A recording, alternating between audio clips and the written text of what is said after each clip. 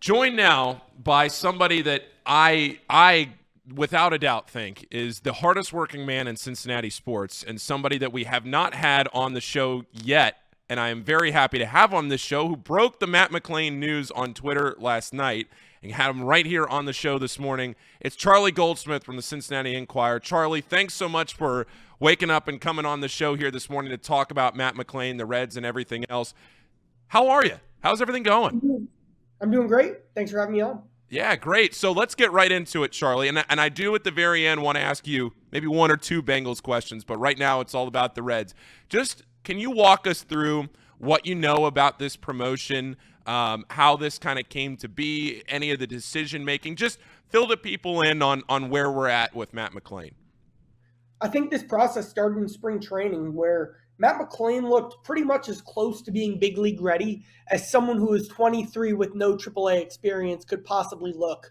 He wasn't quite in consideration then, but he was certainly on the radar. Then he goes to AAA and he keeps crushing it. And I heard Matt Mclain's name tossed around, beginning in late April as a guy who people kept saying he's close, he's looking ready, he's getting closer and closer to being ready for the show. And they wanted to see him get more starts. You rarely see guys with as little experience as Matt Mclain get to the big leagues. They wanted to make sure this wasn't just a hot streak. They wanted to make sure this was who Matt Mclain was. He really didn't have anything left to work on. I was about to, start saying over the course of this week that if they weren't calling him up pretty much right now, what were they waiting for? And I guess they were saying the same thing as they made this move over the weekend.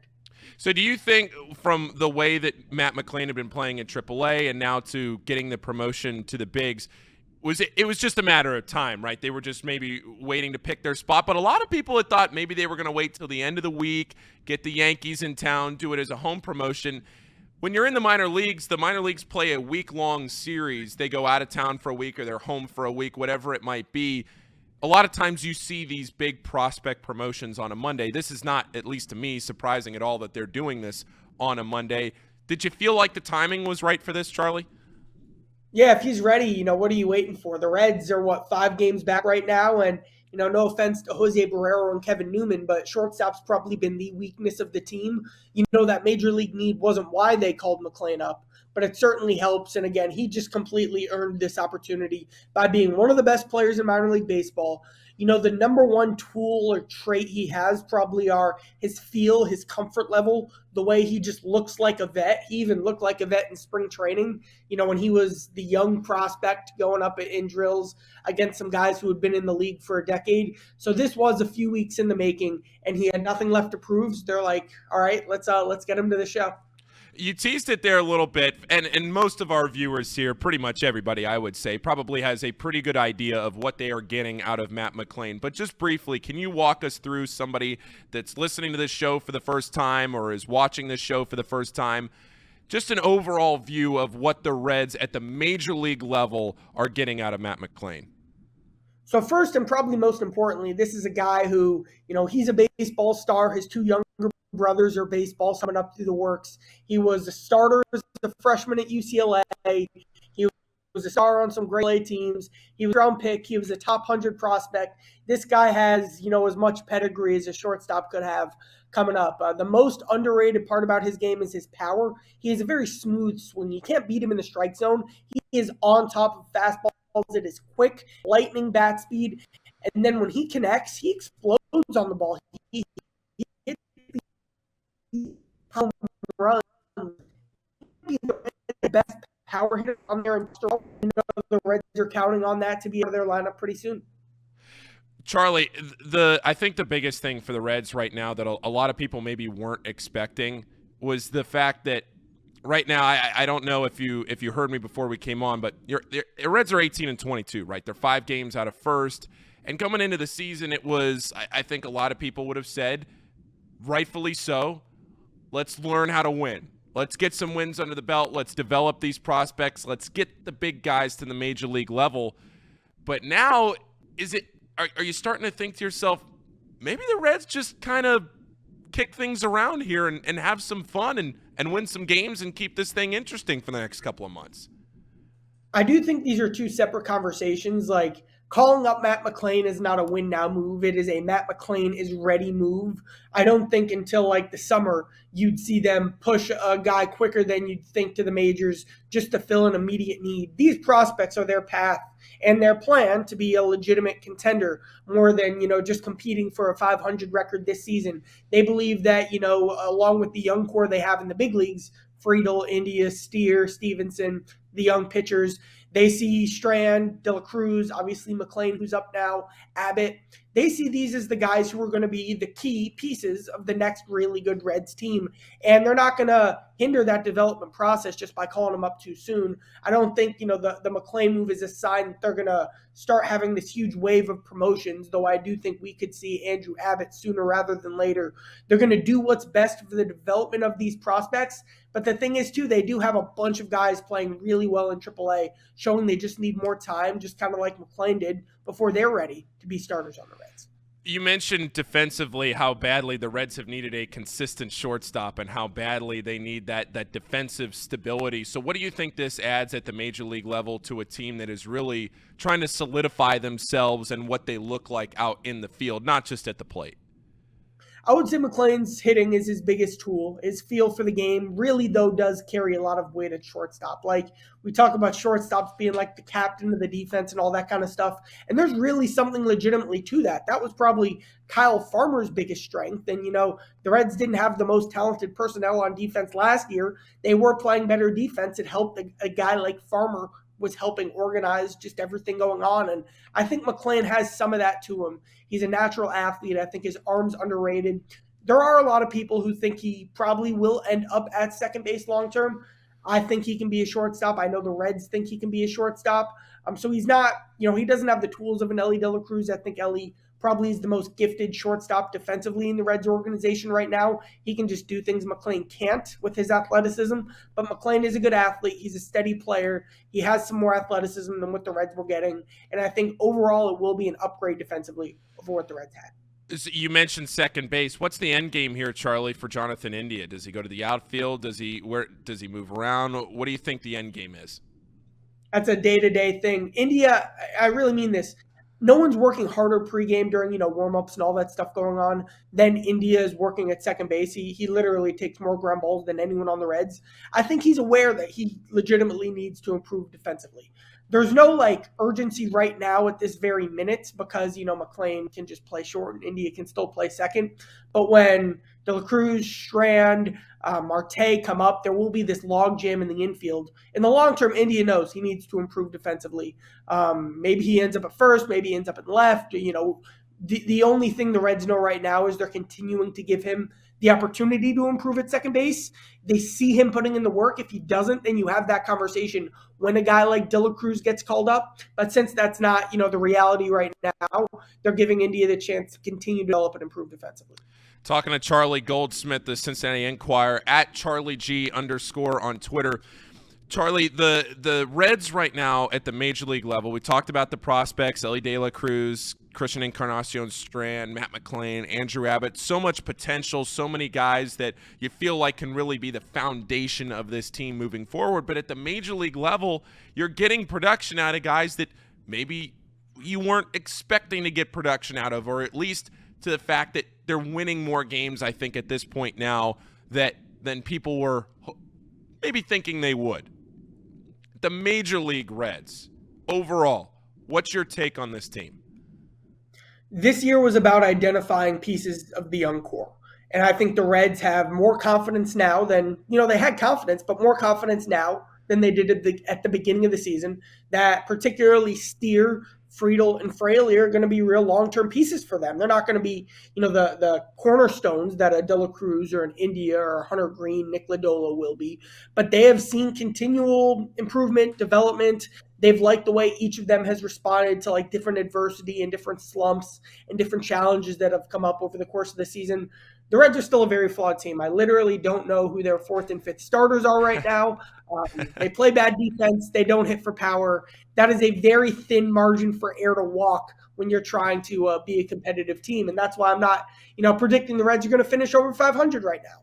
But I do think, when you look at what the assignment was for the 2023 season, they are getting the steps that you wanted to see at the big league level when you look at the guys who have really become a part of that young core, and then the growth guys like, Jonathan India, big bounce back year, Graham Ashcraft, just a massive step he's taken this year, Alexis Diaz taking another step. I do feel like, when they talk about a long-term plan, they are kind of on that line right now of upward trajectory. I'm glad you brought up Alexis Diaz, because the other night there was that whole scene with him wanting to stay in the game and then eventually staying in the game, finishing that game out. Is there anything more, Charlie, you can take to that? And you did some great reporting on that on Twitter. Is there anything more you can take from that just at a macro level, not just the one specific situation, but at a macro level of what that says about the competitiveness of Alexis Diaz and this team and wanting to win right now? There was a great quote that Jake Fraley had in a conversation I had with him. He said that exact example. He says that's a culture win. That's the X factor. That's the closeness that the Reds have really prioritized more than they have in previous years in establishing those relationships. They've talked about that since the first day of spring training. Fraley drew a straight line from that priority to Diaz stepping up, giving it everything he had, wanting to stay in, going not just the extra mile, but the extra 2 miles, doing something I've never seen a closer do before, pitching that much, 40 pitches the day after he got a really impressive save as well. The way he wanted to go above and beyond for his teammates, we can scoff at that. We can say, what's that going to get you in the long run? But they really see a sign of, the progress and the identity that they like to use the word gritty. They see examples of all of that, and Alexis stepping up the way he did and responding to the big challenge he faced when he was exhausted. The Reds really do see that as kind of what they're trying to be. Talking with Charlie Goldsmith of Cincinnati Enquirer. Charlie, I got a couple more minutes with you before I let you go. I want to switch gears over to the Bengals. And one of the best parts of following you on Twitter, Charlie, is when I can tell you're either at a Bengals game and some Reds news pops up, or you're at a Reds game and some Bengals news happens, and you go over to your Excel sheet and you're starting to tweet out the Bengals news. And I'm thinking to myself, how in the world is this guy compartmentalizing which sport he is covering when? I don't know what you get paid, but it's not enough. Seriously, everybody that follows you in Cincinnati sports appreciates what you're doing. So I want you first to just step back and look at the two teams that you cover. Just tell the people how you filter what you need to say and report on, because it is a hilarious time sometimes seeing what you put out. I'll tell you what the hardest thing was when the Bengals had Jesse Bates and the Reds had Jesse Winker. One of them Jesse with an I-E, one of them Jesse with an E. That drove me crazy every single day for a year, making sure I had 2-star Pro Bowl All-Star players, names spelled correctly every time. I do like it, though. It's very different, just atmospheres, very different sports. It's very different covering baseball than it is covering football, just with the schedule, with the different dynamics of the team, with the personnel. Obviously, the Reds and the Bengals are at different stages of their overall, team windows right now. I love it. I love covering both teams. I love those differences and how that leads to different types of stories that you get to tell, and it's a lot of fun.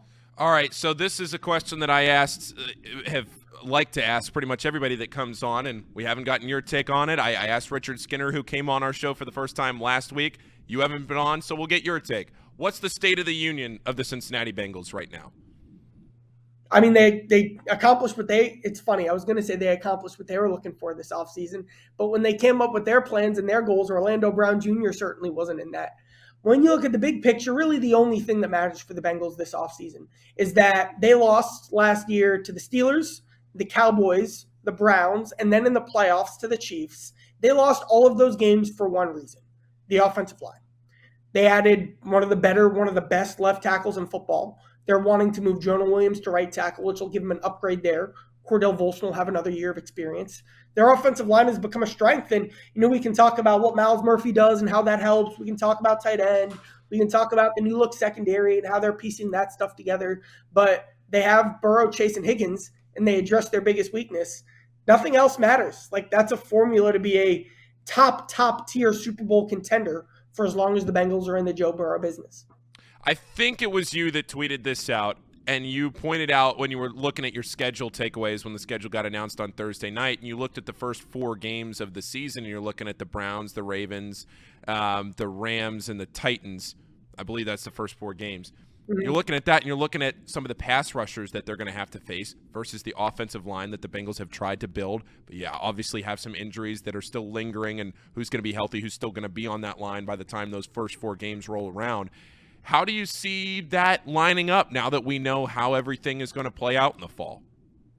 So you have a few choices at right tackle. You can, and I think what they want to do is move Jonah Williams to right tackle and, not honor that trade request, which it sounds like the Bengals and Jonah Williams are both going in that direction. You could see where Lyle Collins is. You could go with Jackson Carman, or you can go with Cody Ford. And those last 3 options really sound not ideal at all when you're looking at needing immediate production against, the Browns just traded for another Pro Bowl pass rusher. The Rams have Aaron Donald. The Titans have Jeffrey Simmons. The Ravens have just a classic front that's been giving teams trouble for the last, in their entire existence. Collins, where is he going to be? He struggled so much early last season because he didn't have any time in training camp. He wasn't ready, and you don't want to repeat that again this season. Cody Ford has played more guard than tackle. You don't want him to be going through that adjustment while the Bengals are playing these teams with this urgency to protect early on. And same with Jackson Carman. I don't think I've ever even seen him take a practice rep at right tackle. You can't have that ironing out process be during, every game is going to be important for a team that can't lose more than 4 or 5 games to get their goals in the regular season done. And with the lines they're facing, I think it makes it even more valuable to have a guy who has done it, a guy who knows what he's doing, a guy who you can trust from a health standpoint. In Jonah Williams, that's even more important now early in the season. All right, so last question for you very quickly because I know you have to go. Just looking at the schedule overall, did you like how it shaped? We knew the opponents, obviously, but just at the way that the schedule lined up, you're looking at the 4 primetime games, the way everything lined up. You think it's favorable, not favorable? What's your take on it? Yeah, the one thing that's not favorable is on the road at Baltimore Thursday Night Football. Probably their toughest task of the year, even tougher than the Chiefs game because they'll have a longer week than the Chiefs heading into that game. The Chiefs are coming off a short week that week. But overall, this might have been the least consequential schedule release in Bengals history. It used to be the primetime games were something, you'd have concerns about with the Bengals because of their track record in them. That's not a thing anymore. They're going to end up with more than 4 primetime games, so that wasn't even a big question. Coming out of last week's schedule release, that part of the schedule will change. They have, pretty much confidence that they're going to win just about every game. So the order, they went through the unbelievable gauntlet in the second half last year. A tough runner stretch of the schedule is something they've proven they can handle. So, no big questions other than maybe a little bit of a disadvantage for that Ravens game. But other than that, this is what life is like when you're one of the best teams in football. Charlie, I just want to say that there has been a lot of debate in our YouTube chat along the side here for the last probably 2 weeks. Have the Bengals gotten better? Where are they at? And you saying that the Bengals have improved and gotten better has lit a fire in everybody that is watching the show right now, and they appreciate you. They love what you bring to the table. I appreciate you too, and hopefully sometime down the line you can come back on. Thanks so much for taking a few minutes this morning. Thanks, Paul. All right. See you, Charlie.